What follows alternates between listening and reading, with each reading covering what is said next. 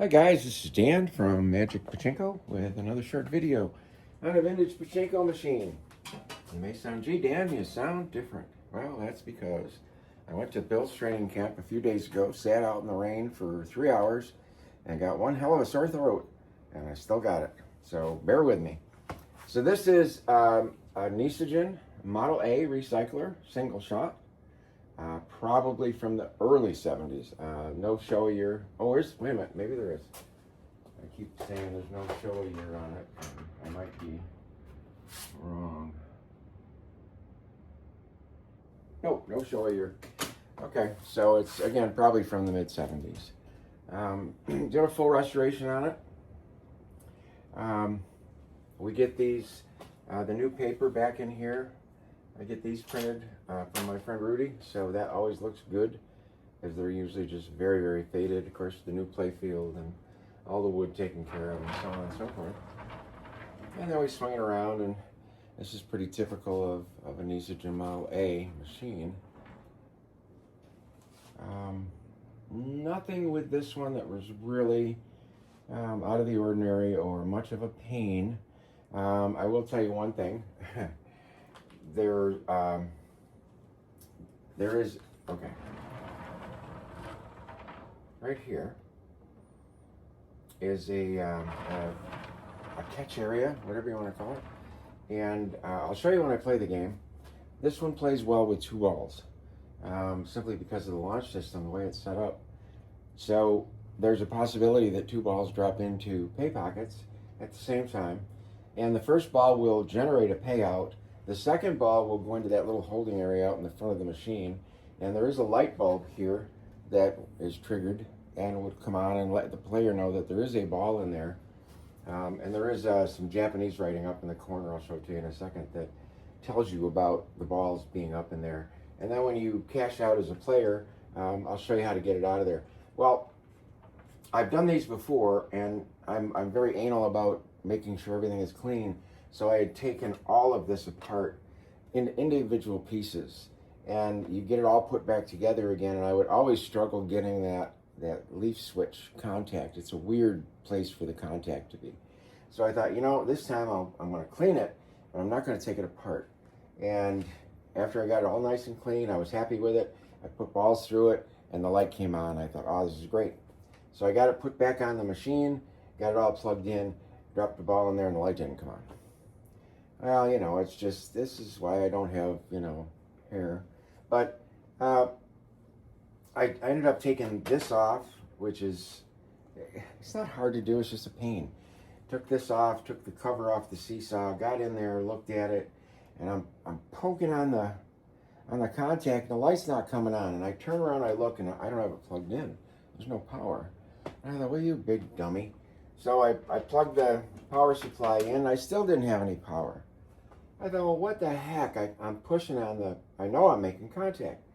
So all of a sudden it dawns on me. I grab the light bulb, which is right here, take it out, and turned it 3 turns tight, and the light came on.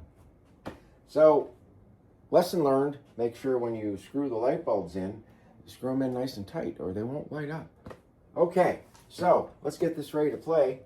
You've got the transformer, the 12-volt transformer. You're going to plug that into the wall somewhere and plug it right into the pigtail. And when you do that,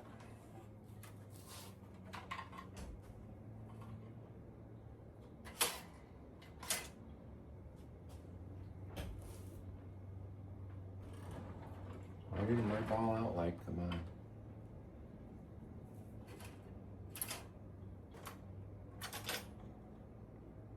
You know, this drives me nuts.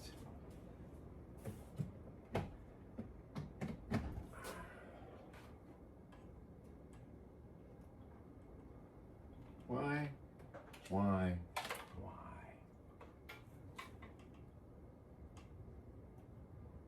Okay, I'll be back. Connection. Just a loose connection under the thumb screw. So plug it in, the ball out light will come on, okay?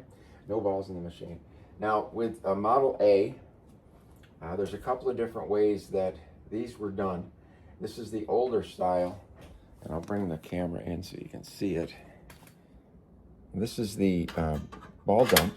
So if they're spread apart, there's two of these brass pieces. If they're spread apart, the balls are going to dump.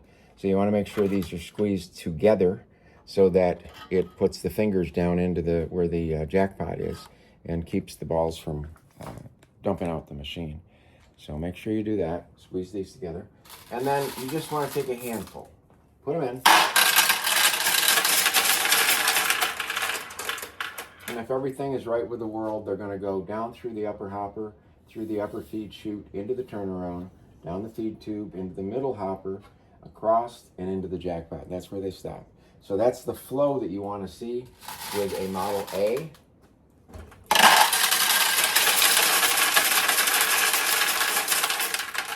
And then once you know your flow is good, then you're going to take the vast majority of the Pachinko balls that you own, and you're going to fill that upper hopper right up. And once this is filled up, then this pushes down with the weight of the balls. This lifts off with the micro switch, or the leaf switch, and turns off the ball out light. Okay? So now the machine is ready to go. The only other thing you check is the seesaw. This is the seesaw right here, the red piece of plastic. And you want to make sure that this red piece of plastic, this is on a pivot.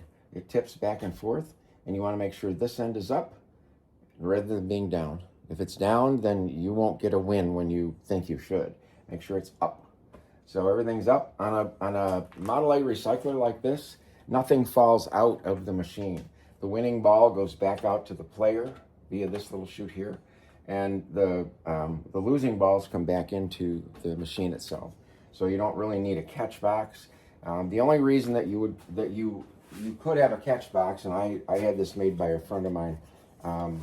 You could put a catch box right there, and when you do a ball dump, that's where the balls are going to dump. So that's the only reason you would want a catch box. You really don't need a catch box like this. Okay. So let's get this turned around. Okay. Now, as I mentioned before, this actually plays better as a two-ball shooter. The spring has a lot of tension on it. So I'll only launch one and you'll see what happens. If I go all the way around, it'll go all the way around the loop and then drop onto the playfield. So that's one way you can play it. Or you can drop two balls in and then they'll go down and you know, you can, it doesn't matter how you play it, it's up to you.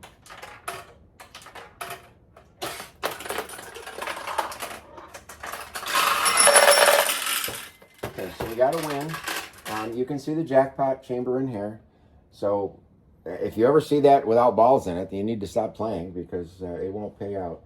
But that's the way you get a win. Now, with launching two balls, I actually did it earlier. I don't think I've ever done it before in my life, but I did it earlier where I launched. It's the only one of them made it that time.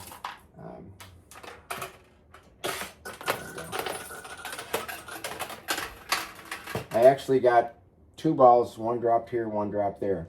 So let me cheat here,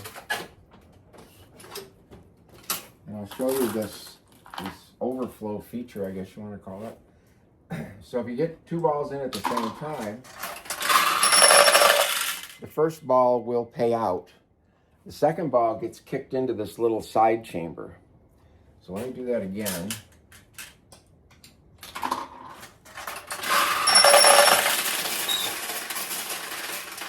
So right now, I hope you can see it, there's two balls tucked in there that you should have gotten credit for, but you didn't, and the light is on, okay?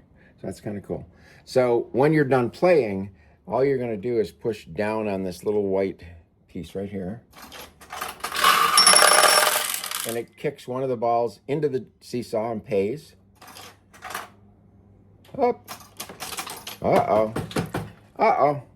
Did not get a payout. So you know from watching future videos, other videos, you want to now come back and say, okay, why did I not get a payout? And the ball got stuck right there. Yeah.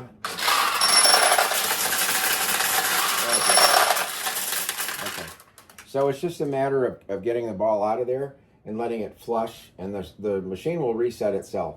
So if you get a perceived win and it doesn't pay out, always make sure that it's not stuck here in the seesaw or stuck down here in the exit chute. Get it out of there and then continue to play.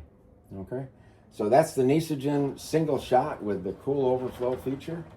I think if you remember the video I did a week or so ago, 2 weeks, did another one with this, and couldn't get that. I don't know if it didn't have a light. I forgot what it was, but this one is right there. And then I did mention up in here is the little Japanese thing. If you have Google Translate, you can just take a picture of that and it'll tell you what it says. And basically it says the overflow will hold 2 or 3 balls, and then you have to kick them out before you leave. So again, Nishijin Model A overflow single shot. Hope you like it.